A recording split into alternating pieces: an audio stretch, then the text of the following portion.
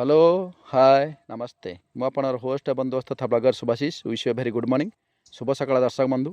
आज दिन समस्त सुखमय मंगलमय तथा आनंदमय हो। आज अनुचिंता बा थॉट ऑफ टुडे सांग माने सफलता सही मनीष को मिली थाए बा सही व्यक्ति को मिली थाए जी कौन सी कर्म को छोट बोली भावी न थाए। कहीं कौन सी कर्म छोट कि बड़ हो न थाए। प्रत्येक सफलता पाइबापी बा प्रत्येक सफलता व्यक्ति पछरे जो कर्म करि थाए ना प्रथम से छोटर ही आरंभ होता है। तेणु कौन कर्म छोट कि बड़ हो न थाए।